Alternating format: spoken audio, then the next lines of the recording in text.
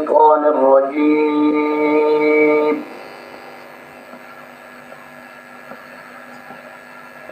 بسم الله الرحمن الرحيم. ياسين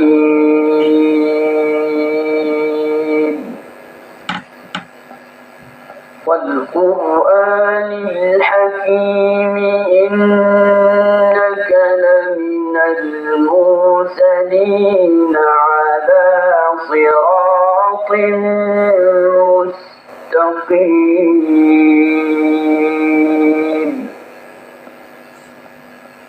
تنزيل العزيز الرحيم لتنذر قوما ما أنذر آباؤهم فهم غافلون.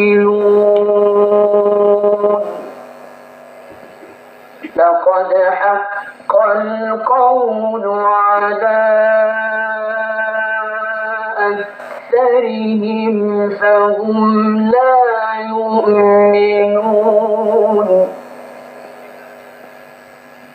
إنا جعلنا في أعناقهم أغلالا فهي إلى الأذقان فهم مقمحون.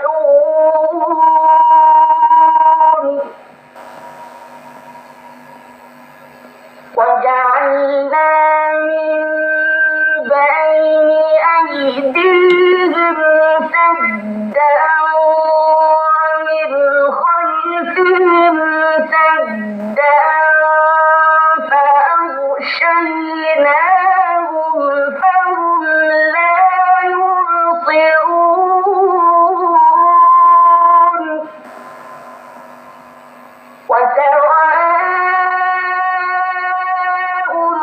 عليهم أأنذرتهم أم لم تنذرهم لا يؤمنون. إنما تنذر من اتبع الذكر وخشي الرحمن بالغيب فبشره بمغفرة وأجر كريم. إنا نحن نحيي الموتى ونكتب ما قدموا وآثارهم وكل شيء أحصيناه في إمام مبين. واضرب لهم مثلا أصحاب القرية إذ جاءها المرسلون إذ أرسلنا إليهم اثنين فكذبوهما فعززنا بثالث فقالوا إنا إليكم مرسلون.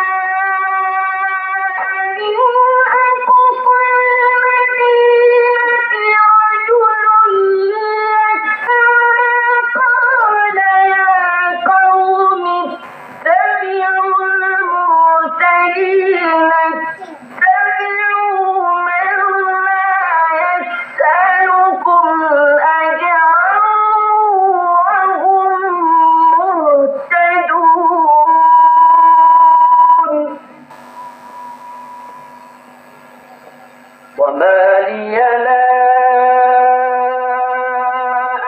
أعبد الذي فطرني وإليه ترجعون أأتخذ من دونه آلهة إن يردني الرحمن بضر لا تغن عني شفاعتهم شيئا ولا ينقذون إني إذا لفي ضلال مبين إني آمنت بربكم فاسمعون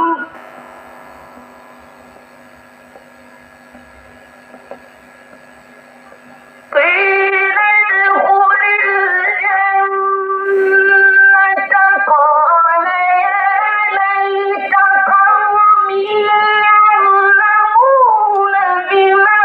غفر لي ربي وجعلني من المكرمين وما أنزلنا على قومه من بعده من جند من السماء وما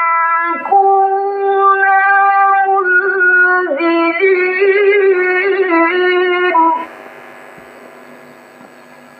إن كانت إلا صيحة واحدة فإذا هم خامدون يا حسرة على العباد ما يأتيهم من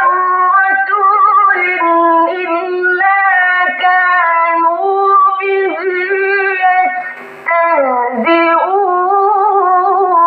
يستهزئون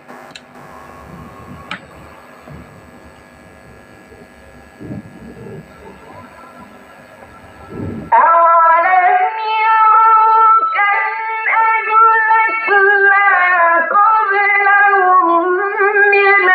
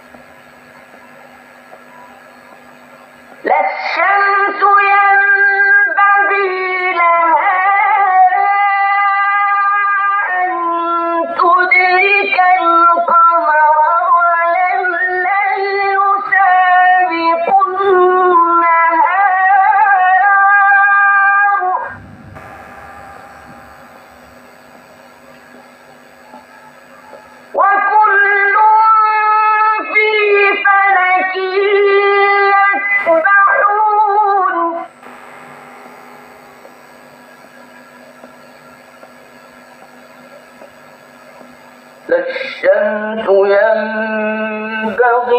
لها أن تدرك القمر ولا الليل سابق النهار وكل في فلك يسبحون. صدق الله العظيم. أعوذ بالله من الشيطان الرجيم. بسم الله الرحمن الرحيم.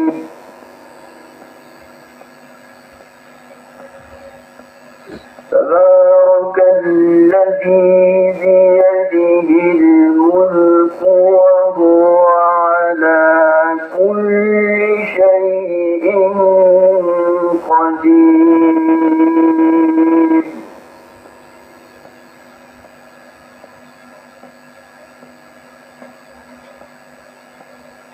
الذي خلق الموت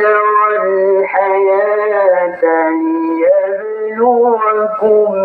أيكم أحسن عملا وهو العزيز الغفور.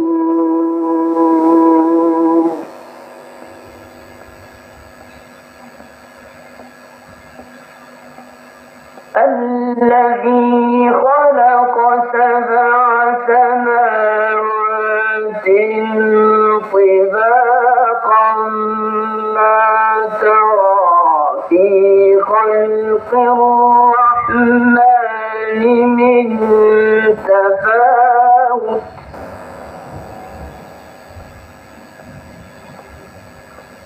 فارجع البصر هل ترى من فطور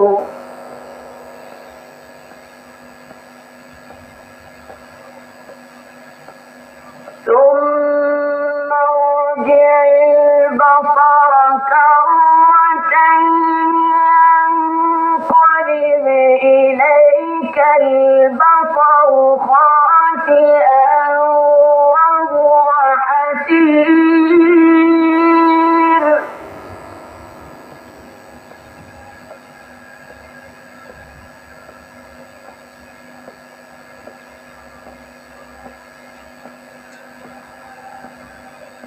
ولقد زينا السماء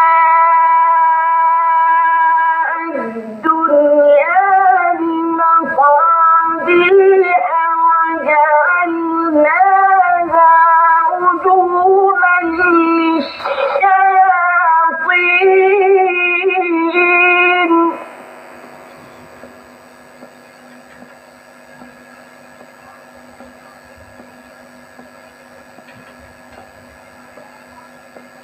ولقد زينا السماء الدنيا بمصابيح وجعلناها رجوما للشياطين وأعتدنا لهم عذاب السعير.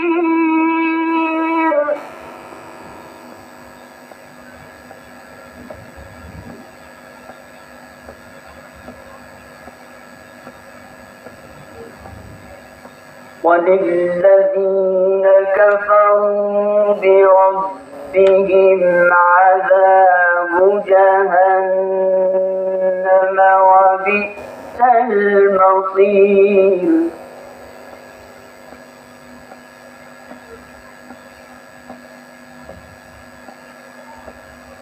إذا ألقوا فيها سمعوا لها شهيقا وهي تفور تكاد تميز من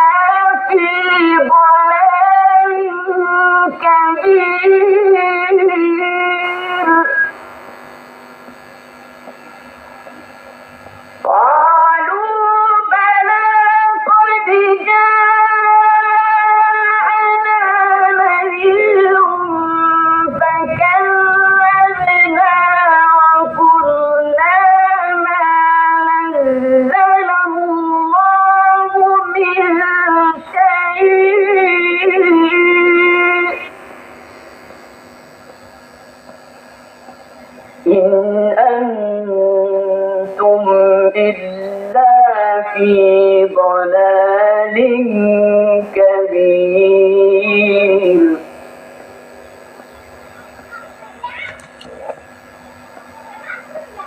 وقالوا لو كنا نسمع أو نعقل ما كنا في أصحاب السعير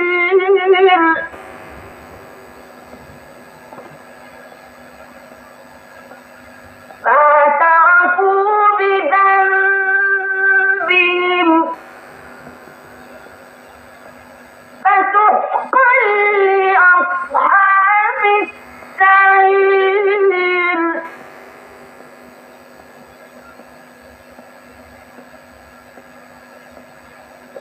إن الذين يخشون ربهم بالغيب لهم مغفرة وأجر كبير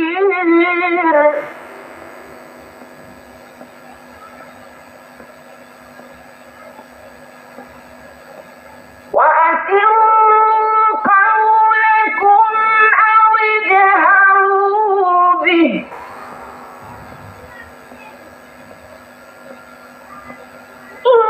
إنه عليم بذات الصدور ألا يعلم من خلق وهو اللطيف الخبير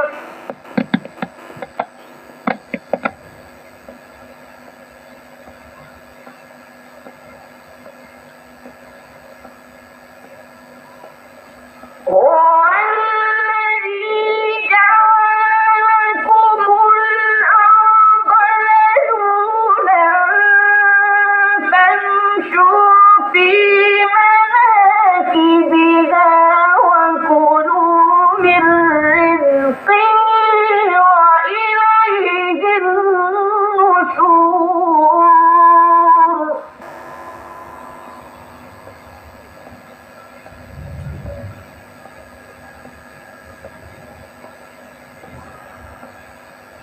هو الذي جعل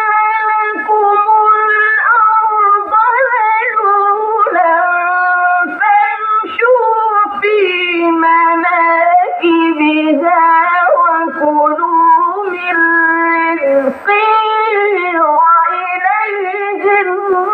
النشور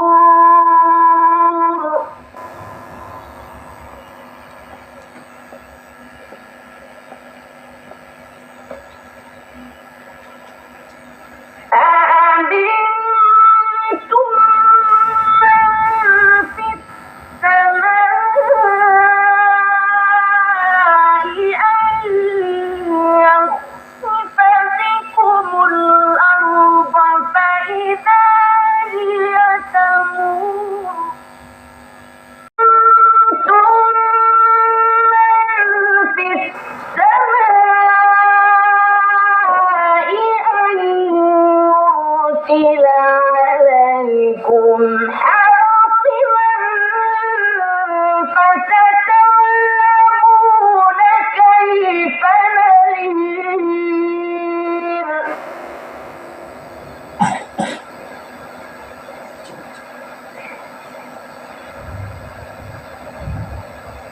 ولقد كذب الذين من قبلهم فكيف كان نكير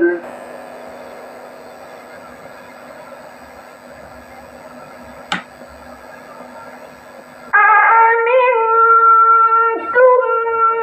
من في السماء أن يخسف بكم الأرض فإذا هي تمور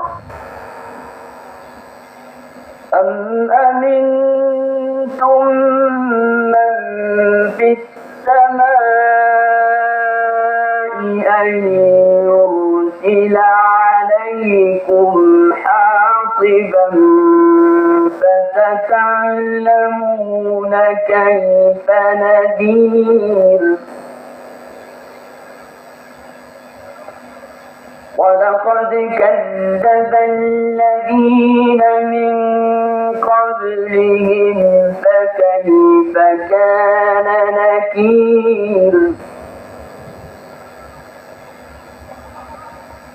أولم يروا إلى الطير فوقهم صافات ويقبضن ما يمسكهن إلا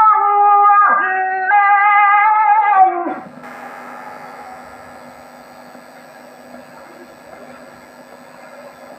إنه بكل شيء بصير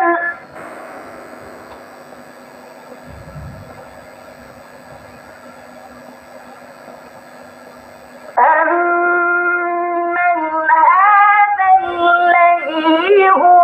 جند لكم ينصركم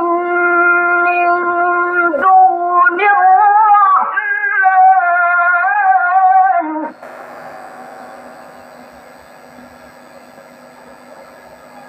إن الكافرون إلا في غرور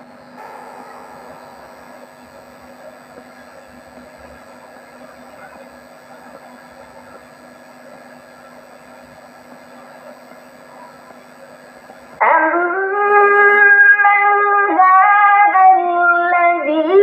يرزقكم إن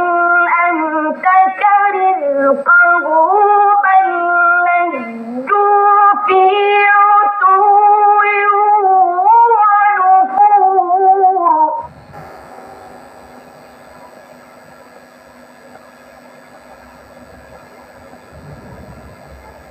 أفمن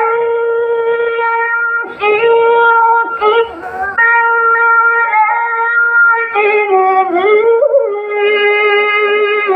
أهدى أمن يمشي سويا على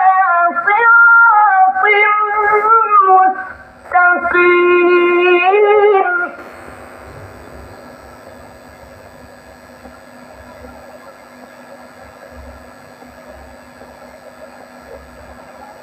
قل هو الذي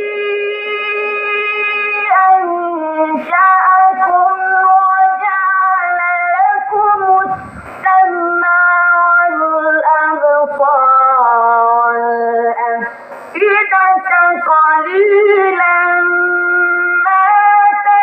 تشكرون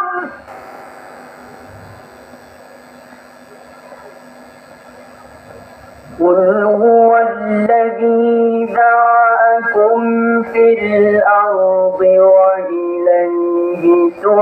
تحشرون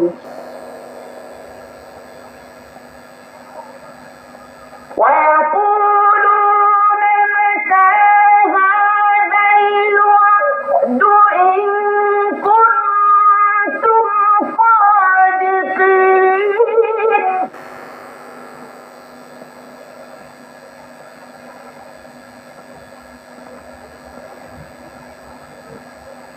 قل إنما العلم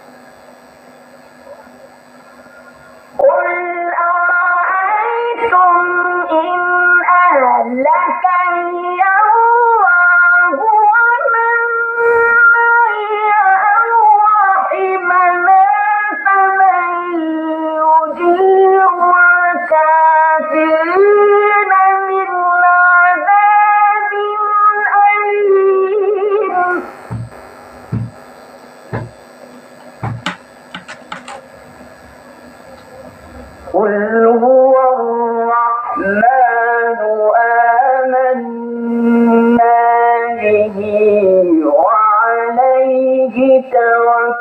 توكلنا فستعلمون من هو في ضلال مبين قل أرأيتم إن أصبح ماؤكم غورا فمن يأتيكم بماء معين صدق الله العظيم. أعوذ بالله من الشيطان الرجيم. بسم الله الرحمن الرحيم. الرحمن علم القرآن خلق الإنسان علمه البيان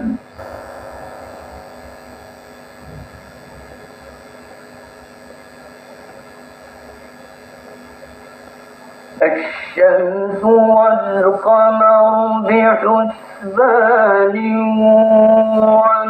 والنجم والشجر يسجدان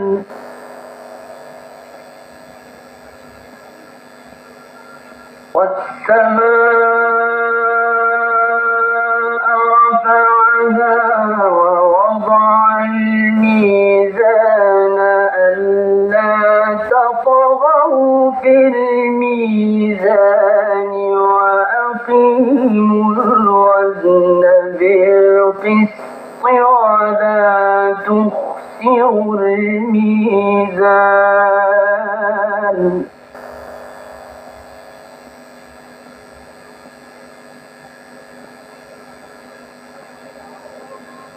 والأرض وضعها للأنام فيها فاكهة والنخل ذات الأكمام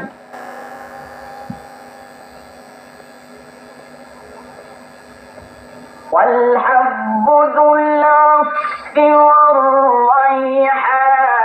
فبأي آلاء ربكما تكذبان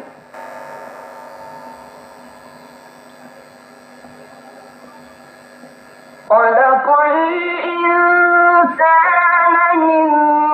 صلصال كالفخار وخلق الجان من مارج من نار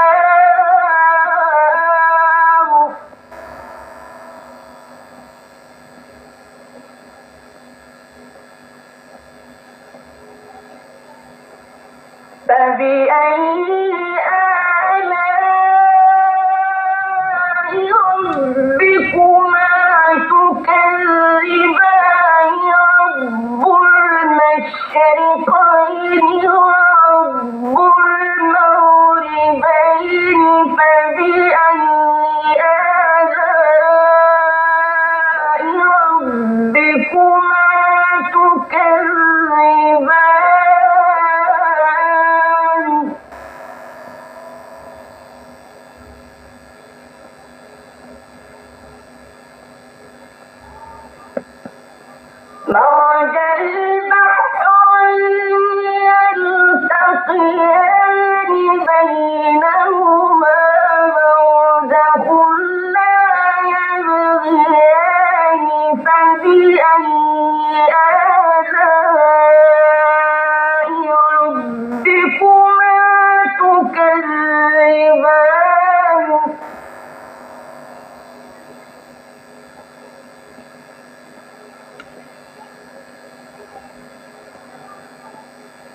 مرج البحرين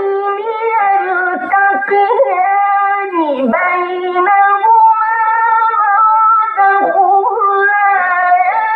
يبغيان فبأي آلاء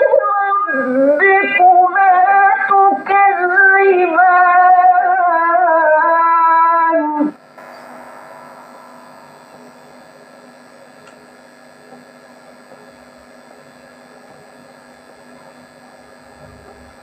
يخرج منهما اللؤلؤ والمرجان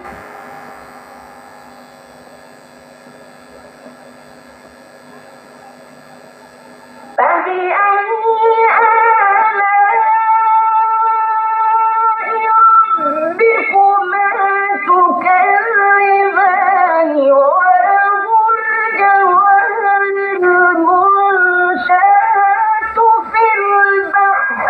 كالأعلام فبأي آلاء ربكما تكذبان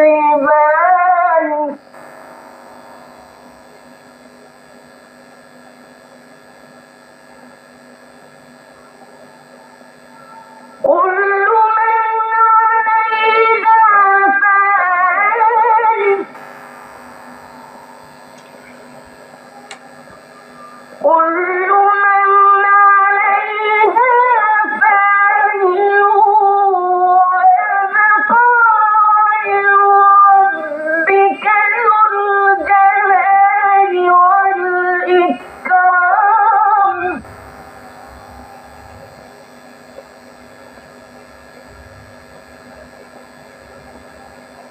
فبأي آلاء ربكما تكذبان يسأله من في السماوات والأرض كل يوم هو في شأن فبأي آلاء ربكما تكذبان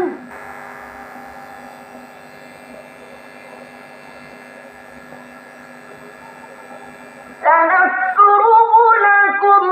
أيها الثقلان فبأي آلاء ربكما تكذبان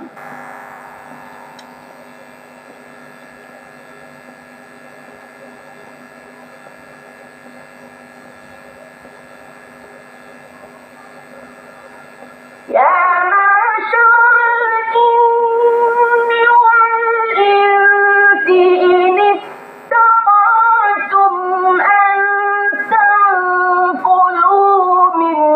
أقطار السماوات والأرض فانفذوا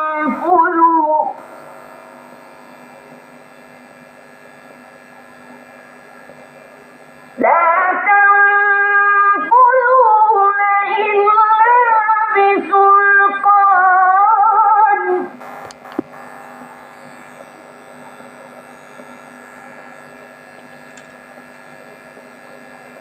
فبأي آلاء ربكما تكذبان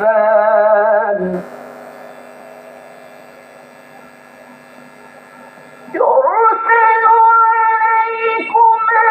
شواظ من نار ونحاس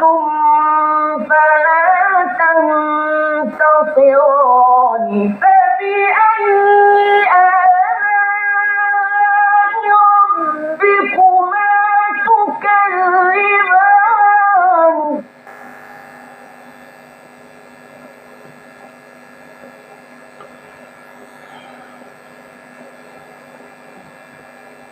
إذا انشقت السماء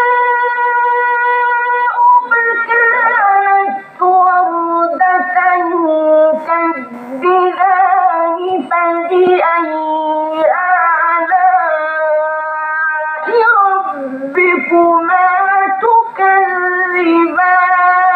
تكذبان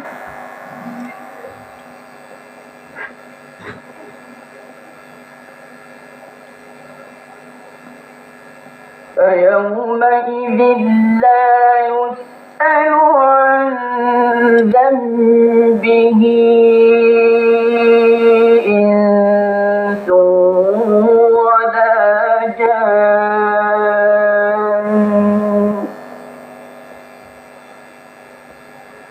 فبأي آلاء ربكما تكذبان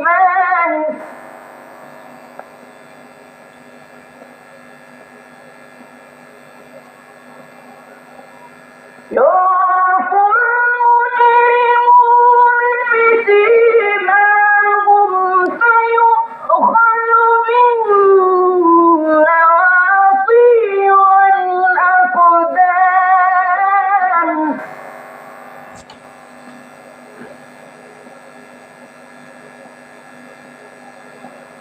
فبأي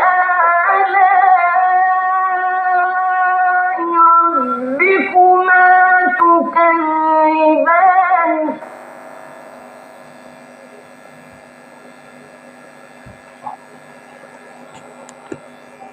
هذه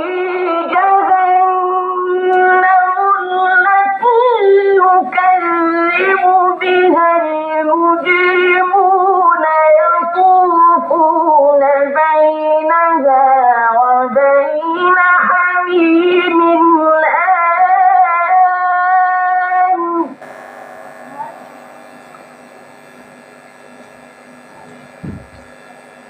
فبأي آلاء ربكما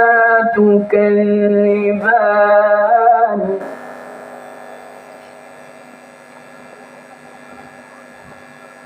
ولمن خاف مقام ربه جنتان فبأي آلاء ربكما تكذبان ذواتا أفنان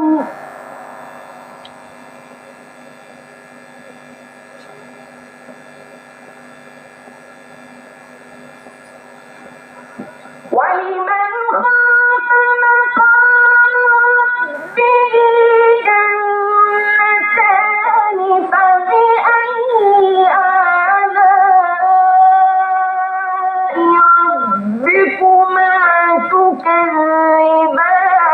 ذواتا أفنان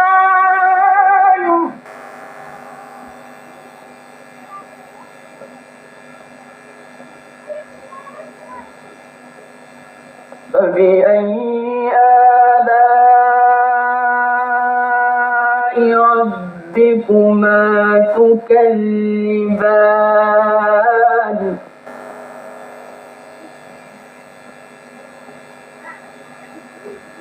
فيهما عينان تجريان فبأي آلاء ربكما تكذبان فيهما من كل فاكهة زوجان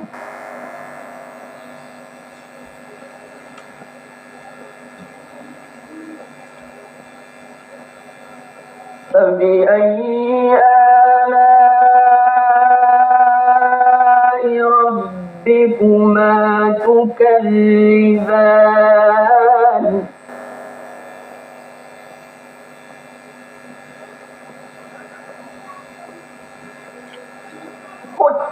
متكئين على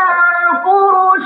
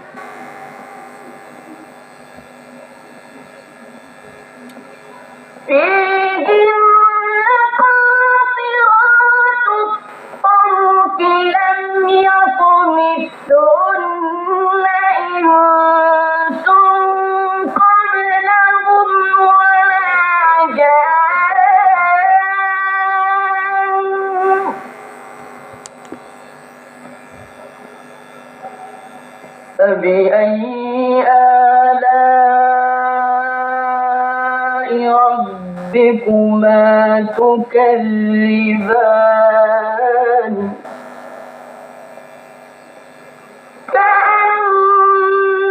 كأنهن الياقوت والمرجان